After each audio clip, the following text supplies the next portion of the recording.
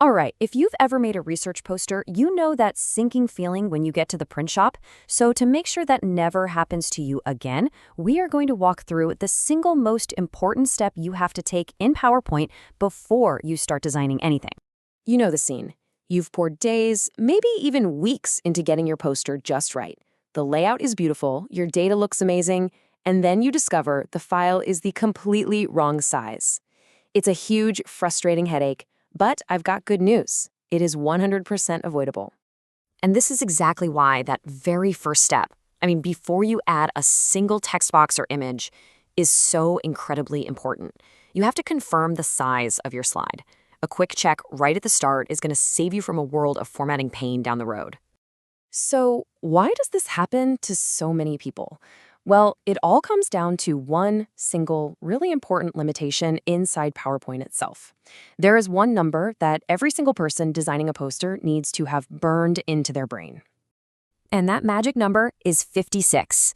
Yup, 56 inches. See, PowerPoint has a maximum page size of 56 by 56 inches. If either dimension of your poster is bigger than that, the software just can't handle it at full scale. Honestly, this one little detail is the source of almost all the sizing confusion out there. So here's the workaround. If your final poster needs to be larger than 56 inches, let's say a pretty standard 48 by 72 inch poster, you have to create the file at exactly half of its final size. So that big 48 by 72 poster becomes a 24 by 36 inch file right inside PowerPoint. Then the printer just scales it up for you. Now, this brings us to a rule that gets misunderstood all the time. The 200% scaling rule. This is the key instruction you give to the printer for those half-size files, but it is absolutely crucial to know when it applies, and maybe more importantly, when it doesn't. Okay, let's be super clear about this. 200% scaling is not some universal setting you just click. No, it is a very specific instruction for a very specific problem. And that problem is when you've intentionally built your file at half size just to get around PowerPoint's 56-inch limit. That's it.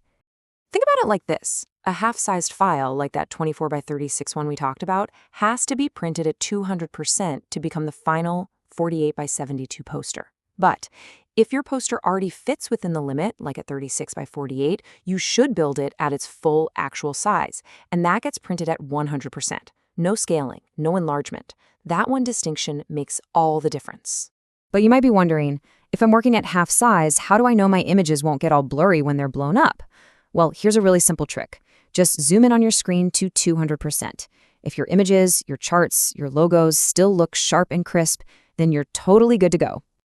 Okay, so you get the why. Now let's get into the how. Finding these settings is a little different depending on if you're on a PC or a Mac, so let's just quickly walk through the exact steps for both. All right, if you're on a Windows computer, it's super easy. First, you're going to click the Design tab. Then look all the way over to the upper right and click Slide Size. And in that little menu that drops down, just choose Custom Slide Size. And boom, you'll see the exact dimensions. And for all you Mac users, it's actually even simpler. All you have to do is go up to the File menu at the very top of your screen and then click Page Setup. That's it. That window will show you the exact dimensions of your template. Okay, so you know the theory, you know where to find the settings. Let's pull it all together with a quick, final pre-flight check. Before you start adding any of your amazing content, just ask yourself these 3 simple questions. First, does my file actually match the size I'm supposed to make?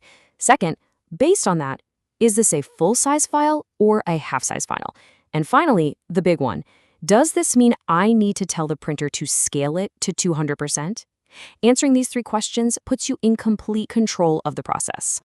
In the end, it really all comes back to this one idea. Taking, 30 seconds to do this one check at the very, very beginning is the single best thing you can do to save yourself from hours of frustration and formatting nightmares later on. So, if you remember one thing, make it this. Always check your dimensions first. Know if you're working with a full-size or half-size file.